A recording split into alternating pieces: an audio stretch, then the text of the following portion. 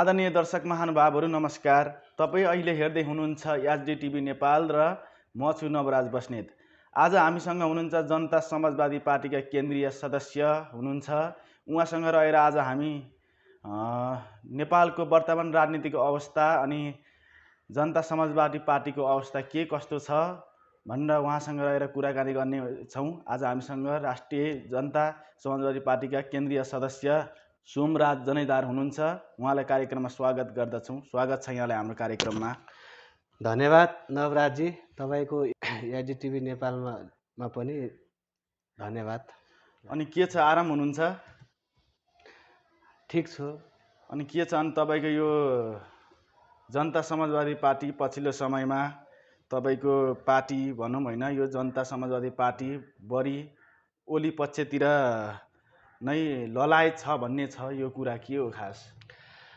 अब हेर्नुहोस्, यस्तो छ, अहिलेको वर्तमान परिवेशलाई हेर्ने हो भने जुन चाहिँ राजनीति उथल पुथल छ, देशमा चाहिँ अस्थिरता कायम भएको छ, स्थिरताको राजनीति छैन। अब जहाँसम्म छ कुनै पनि ठुला दलहरूले, नेपाली काङ्ग्रेस भनौँ अथवा चाहिँ दोस्रो माओवादी, अहिले जुन चाहिँ निर्वाचन आयोगले पछिल्लो चरणमा आफ्नो पार्टी चाहिँ बिउताइदिसके पश्चात नेकपा माओवादी भनौँ, उहाँहरूको दलले चाहिँ कुनै पनि तौर र कुनै पनि कोणबाट चाहिँ अग्रगामी चाहिँ नेतृत्व भूमिका खेल्नु भएको छैन। अग्रगामी चाहिँ भूमिका खेल्नु भएको छैन र देशमा चाहिँ अलिकति लम्बाइ राख्ने, तपाईँको चाहिँ जुन राजनीतिक अस्थिरता छ यसलाई लम्बाइ राख्ने किसिमको उहाँको भूमिका भए हुनाले उहाँहरूको चाहिँ द्वैत चरित्र चाहिँ निर्वाह गरेको कारणले गर्दाखेरि पनि हामी चाहिँ यो देशमा चाहिँ स्थायित्वको चाहिँ राजनीतिको निमित्त भए पनि ओली सरकारलाई नै चाहिँ समर्थन गर्ने पक्षमा छौँ। जे होस्, तपाईँहरू ओली पक्षमै समर्थन गर्ने पक्षमा हुनुहुन्छ। जनता समाजवादी पार्टी सम्पूर्ण यहाँभित्र नै अहिले फुटको सङ्घारमा पुगिसकेको छ होइन, सबै मिलनसार हुन सकेका छैन। यो कारण पनि के हो, यो केही बताइदिनुहोस् न। तपाईँको यस्तो छ, अब फुटको सङ्घार भनौँ कि अब चाहिँ नफुट भनौँ, यो पार्टीभित्र चाहिँ आन्तरिक चाहिँ द्वन्द्व त हुन्छ नै। हजुर, यो हाम्रो पार्टीमा मात्रै होइन, यो नेपालमा जति पनि चाहिँ पार्टीहरू छन्, सायद साना हुन् सायद ठुला हुन्, यो रोग चाहिँ पहिलेदेखिको रोग हो। हजुर, पहिलेदेखिको रोग भएको कारणले गर्दाखेरि अब हाम्रो पार्टी चाहिँ फुटिहाल्छ भन्ने चाहिँ छैन। हजुर, फुटको चाहिँ अन्तरमा गइसकेको छ भन्ने पनि छैन। हजुर। तर कतिपय चाहिँ झुन्ड व्यक्तिहरूले चाहिँ यो किसिमको चाहिँ हावा फैलाइरहेका छन् र त्यसकै पछाडि चाहिँ भरममा पर्न नहुन मैले हाम्रा कार्यकर्ताहरू लगायत आम नेपाली जनतामा चाहिँ हार्दिक अनुरोध गर्छु। तपाईँले भरममा हावामा भन्दाखेरि पनि यो चाहिँ देखिन्छ भनौँ न। कतिपय यहाँभित्रै कोही चाहिँ डाक्टर बाबुराम भट्टराई पक्ष, कोही कुन पक्ष, यो देखिन्छ, जनताले यो देखिरहेका छन्। त्यही कारणले पनि यो हावामा भन्दा पनि देखेको कुरा पनि होला सायद। र हिजो भर्खर मात्रै लुम्बिनी प्रदेशमा 4 जना मन्त्री भएको केही घन्टै नबित्दै पार्टीले कारबाही गरेको छ भन्ने कुरा पनि आएको छ। यो बारे पनि के हो, थोरै बताइदिनुहोस् न।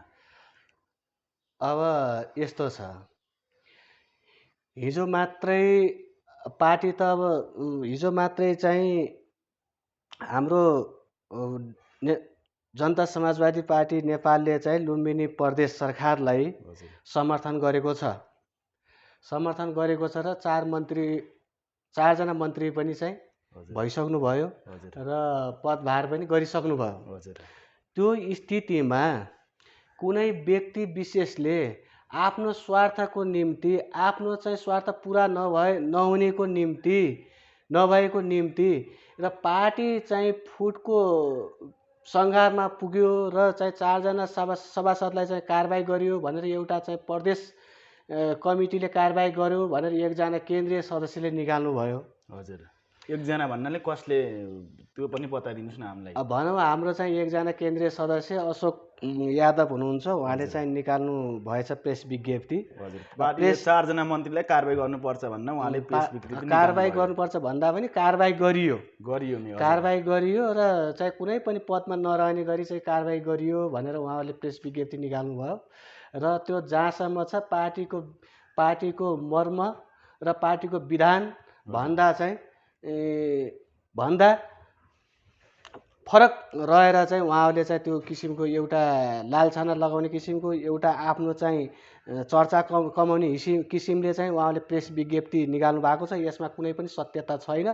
पार्टीले चाहिँ त्यो व्यक्तिले चाहिँ चारजना चाहिँ मन्त्रीले कारबाही गरेर तपाईँको चाहिँ पार्टी निर्णय विपरीत चाहिँ जान सक्दैन। जियोस्, उहाँलाई कारबाही गर्नु नै पर्ने, उहाँ 4 जना मन्त्री हुनुभयो लुम्बिनी प्रदेशमा, र उहाँलाई पार्टीले त्यस्तो कारबाही गर्नु नै पर्ने के कारण देखेर त्यस्तो खास भन्न खोजेको कुरा यहाँ छ होइन। पार्टीले कारबाही गर्नै पर्ने कारण त केही होला। तपाईँले अशोक यादवले कारबाही गरियो भन्नुभयो, उहाँले के कारणले, मुख्य कारण चाहिँ के थियो यसमा कारबाही गर्नै पर्ने? तपाईँको अब के भनौँ, अब पार्टीमा पूर्व राजपा र पूर्व समाजवादी पार्टी चाहिँ एकता भएर जनता समाजवादी पार्टी भएको हो। हजुर। जनता समाजवादी पार्टी भइसकेपछि लुम्बिनी प्रदेशमा चाहिँ हाम्रो पूर्व राजपाबाट 1 जना सांसद हुनुहुन्छ, प्रदेश सांसद, र 5 जना चाहिँ पूर्व समाजवादीबाट चाहिँ हुनुहुन्थ्यो। पूर्व समाजवादीको जुन चाहिँ एउटा प्रदेश कमिटी छ, त्यो प्रदेश कमिटी चाहिँ पूर्व समाजवादी हुँदाखेरि बनाइएको प्रदेश कमिटी हो। तपाईँको पार्टी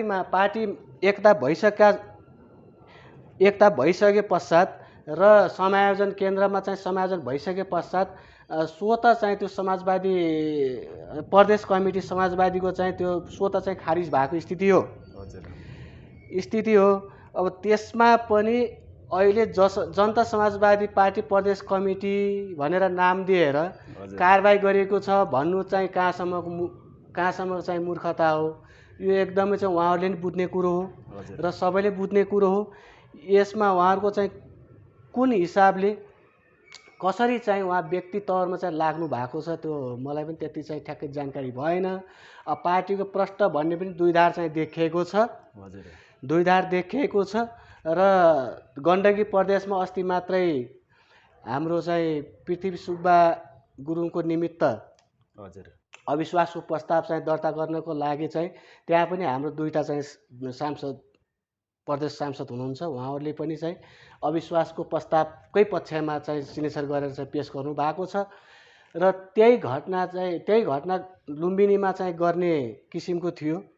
लुम्बिनीमा पनि जनता समाजवादी पार्टीकै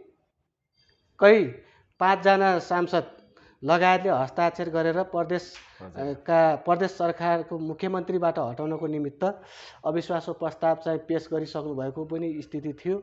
र त्यो स्थिति हुन नदिनको निम्ति माथि केन्द्रीय नेतृत्वहरूले जुन चाहिँ अग्रगामी भूमिका खेलेर त्यो दुर्घटनाबाट बचाउनु भएको छ र त्यसलाई नै अन्यथा मानेर उहाँहरू चाहिँ पार्टीले चाहिँ कारबाही गरिरहेको छ, कारबाही गरेका छ, निलम्बन गरेका छ भनेर चाहिँ आज भोलि चाहिँ एकदम मिडियाबाजी गर्नुभएको छ। त्यो सरासर चाहिँ गलत छ। जुन तपाईँहरूको यो प्रदेशमा एकदम फुटको सङ्घार भइसकेको छ, फुटको एकदम नजिकिसकेको छ भन्ने एउटा हल्ला छ प्रदेशमा, र यो केन्द्रमा चाहिँ के छ यस्तो अवस्था? केन्द्रमा चाहिँ तपाईँको जनता समाजवादी पार्टीको अवस्था कस्तो छ यो बारे पनि बताइदिनुहोस् थोरै। अब केन्द्रको स्थिति भन्ने हो भने अब तपाईँलाई मैले चाहिँ अलिकति प्रश्न पनि पार्नै पर्छ र आम जनताहरूलाई पनि चाहिँ प्रश्न पार्नै पर्छ र हाम्रा कार्यकर्ताहरूलाई पनि हामीले चाहिँ प्रश्न पार्नै पर्ने हुन्छ।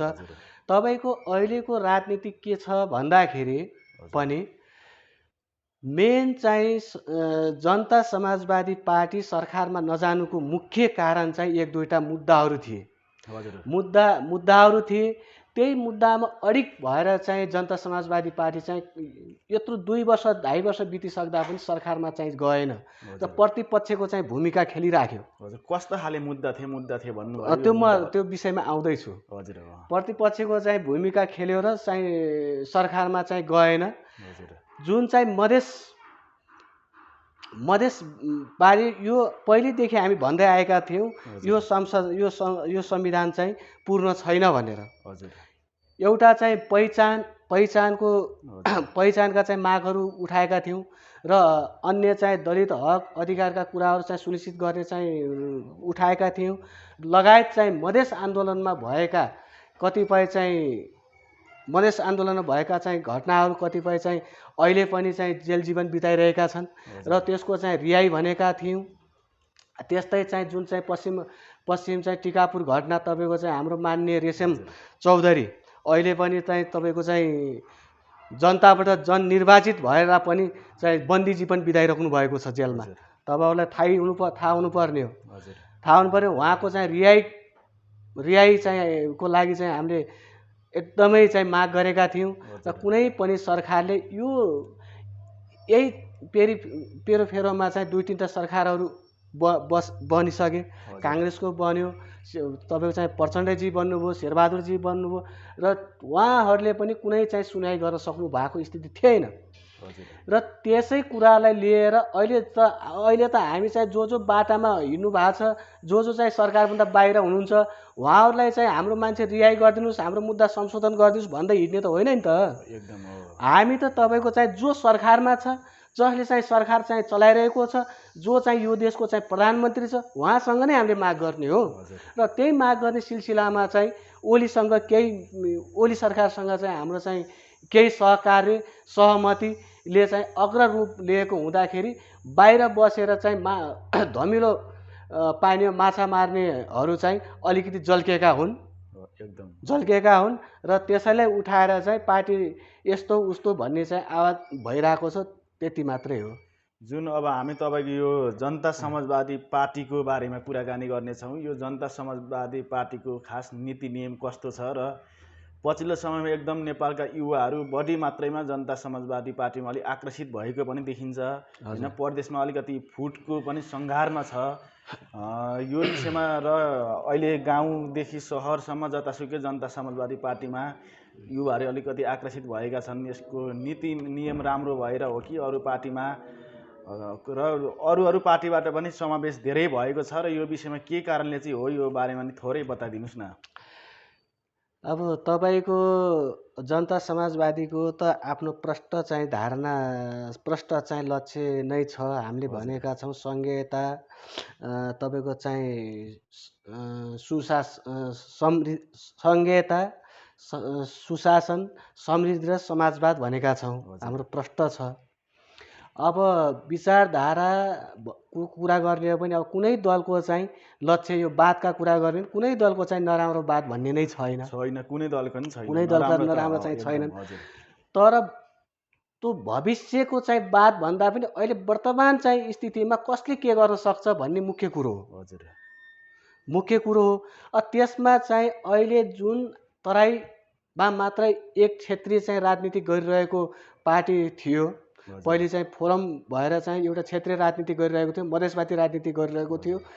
अहिले त्यो स्थिति रहेन। जनता समाजवादी पार्टी एउटा चाहिँ क्षेत्रीय र मधेसवादी पार्टी मात्रै नभएर अहिले चाहिँ तराई, पहाड, हिमाल लगायत मेचीदेखि महाकालीसम्म, महाकालीदेखि मेचीसम्म र दक्षिणदेखि उत्तरसम्म र उत्तरदेखि दक्षिणसम्म चाहिँ पार्टीको हाम्रो पार्टी चाहिँ स्थापना भएको छ।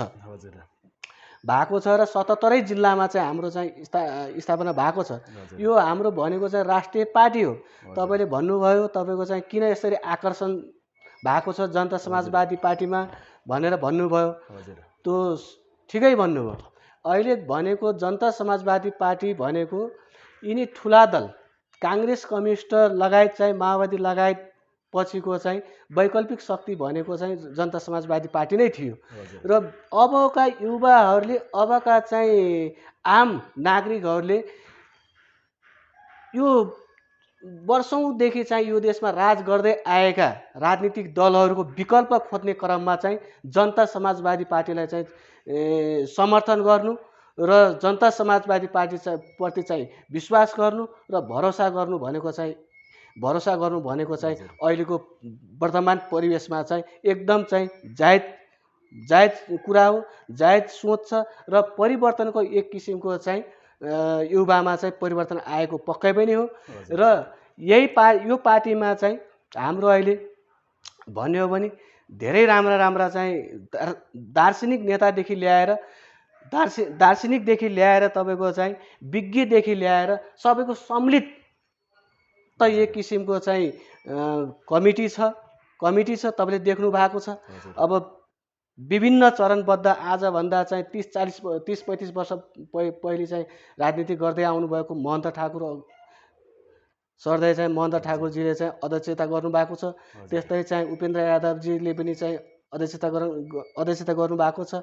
त्यस्तै चाहिँ अब डाक्टर बाबुराम भट्टराईको चाहिँ अब उहाँ भन्ने पनि चाहिँ विश्वले नै मान्ने मान्छे पनि हो एक किसिमको चाहिँ वैज्ञानिक हिसाबले। उहाँ पनि चाहिँ यसकै यही पार्टीलाई नेतृत्व गरिराख्नु भएको छ। त्यो कारणले गर्दाखेरि पनि जनताको चाहिँ आम जनताको चाहिँ भरोसा हुनु भएको जस्तो मलाई लाग्छ। जुन अहिले तपाईँको यो राष्ट्रिय जनता समाजवादी पार्टीको केन्द्रीयमा भनौँ होइन, संसदमा कतिवटा सिट चाहिँ बनिसकेको छ होइन, सिटको आधारमा तपाईँले केही बताइदिनुहोस् न यो बारेमा पनि। तपाईँको अहिले पछिल्लो चरणमा हेर्ने हो भने हाम्रो चाहिँ चौथो ठुलो दल हो। हजुर। तपाईँको चाहिँ पहिलो चाहिँ अब एमाले नै छ। हजुर। दोस्रो नेपाली काङ्ग्रेस। एमाले भन्दाखेरि पनि यो वाम गठबन्धन नै नेकपा एमाले। हजुर। तपाईँको चाहिँ अब अहिलेको काङ्ग्रेस। हजुर। र तपाईँको चाहिँ अहिले स्थानीय चुनावको आधारमा होइन यो त हेर्ने हो भने तपाईँको चाहिँ काङ्ग्रेस, त्यसपछि चाहिँ अहिले फुटेर गएको माओवादी, र त्यसपछि भनेको चाहिँ जनता समाजवादी नै हो। अहिले हाम्रो प्रतिनिधि सभामा तपाईँको चाहिँ 34 सिट छ। 34 सिट। हजुर। 34 सिट छ। 2 नम्बर प्रदेशमा त हाम्रो सरकारै छ। हजुर। जनता समाजवादी पार्टीकै चाहिँ सरकारै छ। हजुर। तपाईँको त्यो हिसाबले हेर्ने हो भने पनि एउटा चाहिँ एकदमै चाहिँ वैकल्पिक शक्ति चाहिँ जनता समाजवादी नै हो जस्तो मलाई लाग्छ। जोस् र अर्को पनि के छ भन्दा जनता समाजवादी पार्टीको युवाहरू एकदम आकर्षित छन्। एउटा यो जनता समाजवादी पार्टीको नीति नियमले गर्दाखेरि आकर्षित छन् र कतिपयले के भन्छन् जनता समाजवादी पार्टीलाई उही पुरानै नेताहरू हुन्, पुरानै पार्टीबाट फुटेर आएका नेताहरू हुन्, जुन त्यस्तै पार्टी त अनि यो के काम र भन्ने पनि विपक्षी दलहरूले पनि गरेका छन् र कतिपय मान्छेहरूले पनि गर्छन् र त्यस्तै पनि छ पनि होइन। अरू पार्टीबाट फुटेर संलग्न भएर आएको पार्टी हो यो जनता समाजवादी पार्टी होइन। यो विषयमा चाहिँ तपाईँको धारणा र भनाइहरू के छ यो बारेमा बताइदिनुहोस् न। तपाईँले ठिकै प्रश्न गर्नुभयो। एउटा चाहिँ झुन्ड दोकान थाप्नुभन्दा ठुलै चाहिँ होलसेलको पसल गर्नु नै चाहिँ उचित होला। एउटा कुरो कारण त्यो रह्यो। दोस्रो कुरो पुरानो संरचना नभत्किँदासम्म, पुरानो चिजहरू चाहिँ उ गर्दासम्म नयाँ संरचना बन्दैन। हेर्नुहोस्, त्यो कारणले गर्दाखेरि नि अब विभिन्न दलबाट आएका भन्ने छ, विभिन्न चाहिँ दलबाट चाहिँ आएर मोर्चा भएको भन्ने छ। त्यो सत्य नै हो, सत्य हो, विभिन्न दलबाट आएको छ। तर आफ्नो दलले चाहिँ आफ्नो ठाउँमा चाहिँ त्यो पुरानो संरचनालाई त्यागेर नयाँ संरचना सहित चाहिँ जानुपर्छ र नयाँ भिजनका साथ अगाडि जानुपर्छ र देशलाई समृद्धि र तपाईँको चाहिँ विकास उन्मुख बनाउनको निमित्त चाहिँ हामी एक किसिमको चाहिँ राजनीतिक चाहिँ स्थिरता चाहिँ लिनुपर्छ भन्ने सोचका साथ चाहिँ हाम्रो कमिटी बनेको छ, केन्द्रीय कमिटी बनेको छ र त्यो त्यही नै हो। तपाईँको चाहिँ पुरानो संरचना नभत्किँदैसम्म नयाँ संरचना बन्दैन जस्तो मलाई लाग्छ। अब जस्तै अब स्थानीय चुनाव पनि सायद नजिकै छ होला होइन। यो स्थानीय चुनावको लागि जनता समाजवादी पार्टीको कस्तो खाले तयारी हुँदैछ होइन। लगभग अहिले चौथो स्थानमा छ भन्नुभयो, न पहिलो स्थानमै आउने तयारीमा हुनुहुन्छ कि के स्थान छ, कस्तो खाले तयारी छ यो अवस्थामा पनि थोरै बताइदिनुहोस् र कहिलेसम्म हुन सक्ला लगभग अहिले स्थानीय चुनाव। अब यस्तो छ, अब 5 वर्ष चाहिँ 5 वर्ष म्यान्डेट दिएर जनताले पठाएका हुन्। अब चाहिँ 2-2.5 वर्ष भयो, झन् करिब अब 20 महिना जस्तो चाहिँ चुनाव आउन बाँकी छ। हजुर, 20 महिना। हजुर, 20 महिना जति चाहिँ चुनाव आउन बाँकी नै छ र हाम्रो जनता समाजवादी पार्टीले तब चाहिँ कार्यकर्ताहरू हामीहरू पनि चाहिँ एक किसिमको चाहिँ कसरी चाहिँ यो देशमा चाहिँ युवाहरू बाहिर प्लान भन्दा पनि यही देशमा चाहिँ तपाईँको चाहिँ उद्योग धन्दाहरू उहाँहरूलाई चाहिँ रोजगारीको व्यवस्था सिर्जना गर्नुपर्छ भनेर चाहिँ हामी पनि आफै चाहिँ जुटिरहेको छौँ र त्यही हो। अब त्यही तरिकाले चाहिँ जुन चलिरहेछ यही भन्ने चाहिँ छ। युवाहरू अहिले परदेशी रहेका युवाहरू नेपालमै स्वदेशमै केही गराउने तपाईँहरूको पार्टीको एकदम नीति नियम होइन, यो कहिलेबाट लागू होला? जुन तपाईँहरूको हातमा चाहिँ सत्ता हात परिसकेपछि कि कहिलेबाट यो के छ यो बारेमा? है यस्तो छ, सत्ता हात पर्ला नपर्ला आफ्नो ठाउँमा रह्यो। हजुर, तर हामी जुन पार्टी चाहिँ सरकारमा भए पनि हामी झकझकाइरहन्छौँ। हजुर हामी चाहिँ यो भएन ऊ भएन भनेर हामी झकझकाइरहन्छौँ। हामी टुलु हेरेर बस्दैनौँ। हजुर पहिलो कुरो त्यो हो। र दोस्रो कुरो तपाईँको चाहिँ यहाँ त विभिन्न अब युवा नेताहरू हुनुहुन्छ। कतिपय चाहिँ युवा नेताहरू झम भन्नुहुन्छ, कतिपय चाहिँ नागरिक अभियानमा चाहिँ चल्नुभएका नेताहरू हुनुहुन्छ। उहाँहरूले यही देशमा चाहिँ रोजगार सिर्जना गर्छौँ, विदेश जान युवाहरूलाई चाहिँ विदेश जानबाट चाहिँ रोक्छौँ भनेर धेरै नाराहरू दिनुभएको छ। हजुर धेरै नाराहरू दिनुभएको छ। हजुर तर त्यो विदेश जानबाट रोक्छौँ भन्ने मात्रै होइन कि मजदुर विदेशमा जाने साथीहरूलाई पनि कस्तो किसिमको सिपमूलक तालिम गराउने, हजुर कस्तो किसिमको उसमा चाहिँ उहाँ विदेशमा चाहिँ काम गर्नको निमित्त अथवा चाहिँ मजदुरी गर्नको निमित्त चाहिँ पठाउने भनेर एउटा सरकारले राज्यले चाहिँ त्यसको चाहिँ एउटा चाहिँ पोलिसी बनाउनु जरुरी छ। हजुर यहाँ चाहिँ विदेश जानबाट रोक्छौँ भनिरहेछ। तपाईँको यही नेपालमा अहिले 4वटा अन्तर्राष्ट्रिय विमानस्थलहरू बनिरहेछन्। हजुर एउटा कुरो 4वटा अन्तर्राष्ट्रिय विमानस्थलहरू बनिरहेछन्। निजगढ विमानस्थल बनिरहेछ, पोखरा विमानस्थल बनिरहेछ। तपाईँको चाहिँ अब यहाँ त छँदैछ त्रिभुवन विमानस्थल। त्यस्तै तपाईँको चाहिँ अहिले चाहिँ भैरवा विमानस्थल बनिरहेछ। हजुर विमानस्थल बन्नुको कारण यो हो कि हाम्रो नेपाली चाहिँ दाजुभाइ हामी सम्पूर्ण चाहिँ अन्य देशमा चाहिँ भिजिटमा मात्र जान सक्ने हैसियत हाम्रो छैन। हजुर 4-4वटा विमानस्थल बने त 4वटा चाहिँ अन्तर्राष्ट्रिय विमानस्थल बने त 4वटा विमानस्थलमा प्लेनहरू पनि त ल्यानु होला नि त।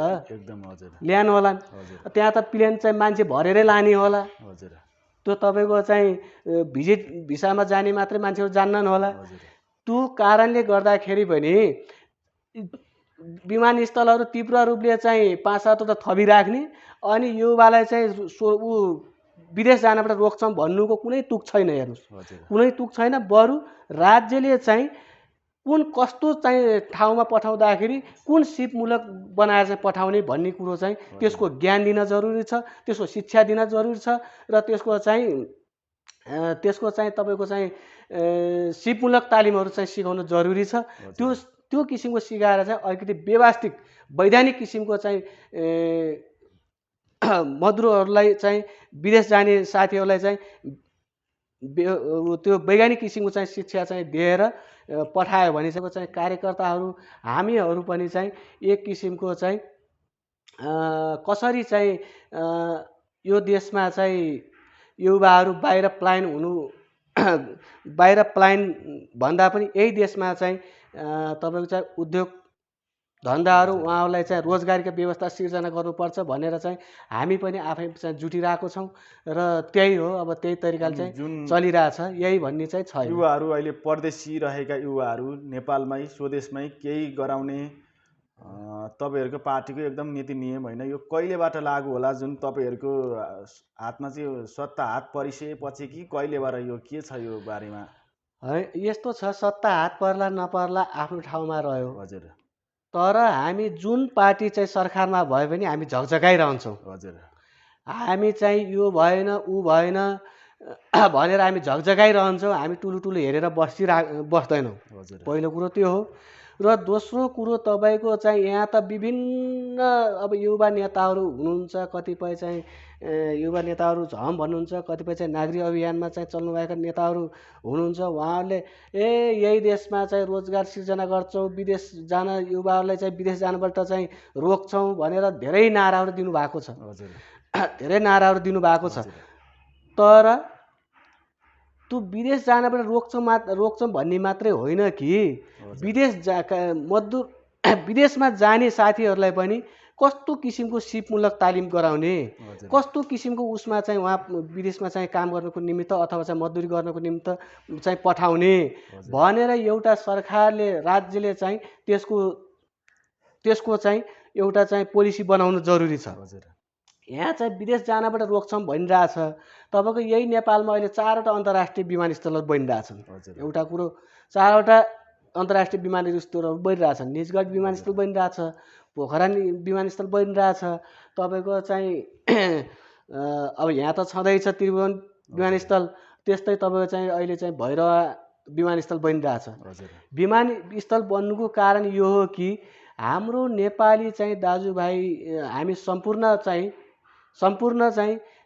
अन्य देशमा चाहिँ भिजिटमा मात्र जान सक्ने हैसियत हाम्रो छैन। हजुर चारवटा विमानस्थल बने त चारवटा चाहिँ अन्तर्राष्ट्रिय विमानस्थल बने त चारवटा विमानस्थलमा प्लेनहरू पनि त ल्यानु होला नि त, एकदम हजुर ल्यानु होला। हजुर त्यहाँ त प्लेन चाहिँ मान्छे भरेरै लाने होला, हजुर त्यो तपाईँको चाहिँ भिजिट भिसामा जाने मात्रै मान्छेहरू जान्नन् होला। हजुर त्यो कारणले गर्दाखेरि पनि विमानस्थलहरू तीव्र रूपले चाहिँ 5-7वटा थपिराख्ने अनि युवालाई चाहिँ विदेश जानबाट रोक्छौँ भन्नुको कुनै तुक छैन। हेर्नुहोस्, हजुर कुनै तुक छैन। बरु राज्यले चाहिँ कस्तो चाहिँ ठाउँमा पठाउँदाखेरि कुन सिपमूलक बनाएर चाहिँ पठाउने भन्ने कुरो चाहिँ त्यसको ज्ञान दिन जरुरी छ, त्यसको शिक्षा दिन जरुरी छ र त्यसको चाहिँ तपाईँको चाहिँ सिपमूलक तालिमहरू चाहिँ सिकाउनु जरुरी छ।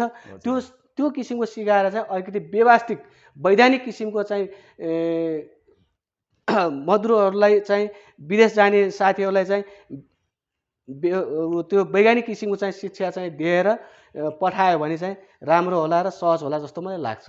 एकदम सही सोच अनि सही विचार छ तपाईँको अनि तपाईँको जनता समाजवादी पार्टीको। र हामी अहिले जुन एउटा कोभिड-19 कोरोना भाइरसको एकदम चर्चा, दोस्रो लहरमा एकदम चर्चा विचर्चा होइन फैलिरहेको छ, फेरि पनि लकडाउन हुने भन्ने कुरा नि आइरहेको छ। र यो भर्खर मात्रै यो गृह मन्त्रालयले यो राप्तीकालीन व्यवसाय सङ्घ चाहिँ बन्द गर्नुपर्छ भनेर एउटा नियम चाहिँ पारित गरेको छ र त्यो नियमलाई चाहिँ व्यवसाय सङ्घले चाहिँ एकदम विरोध गरिरहनु भएको छ। र यो विषयमा तपाईँको पार्टीले के भन्छ, यो राप्तीकालीन व्यवसाय चाहिँ बन्द गर्नै पर्छ भन्ने भनाइ छ कि अथवा यसलाई पनि केही तरिकाले सहज तरिकाले खोल्न चाहिँ खोल्ने, तर कस्तो ढङ्गले खोल्ने यो भनाइ के छ तपाईँको? यो भनाइ केही प्रस्तुत गरिदिनुहोस् न। ठिक छ, यो विषयमा चाहिँ आउँछौ नै भनेको थिएँ, तर तपाईँले चाहिँ झन् प्रश्न चाहिँ तेर्सै हाल्नुभयो। हजुर झनै चाहिँ राम्रो भयो। हजुर तपाईँको अहिले कोभिड-19 हजुर कोरोना भाइरसबाट विश्वव्यापक चाहिँ हजुर आक्रान्त भएको छ, विश्वव्यापक ठप्प छ र मान्छेको चाहिँ दैनिक जीवन एकदम कष्टकर अवस्थामा पुगेको छ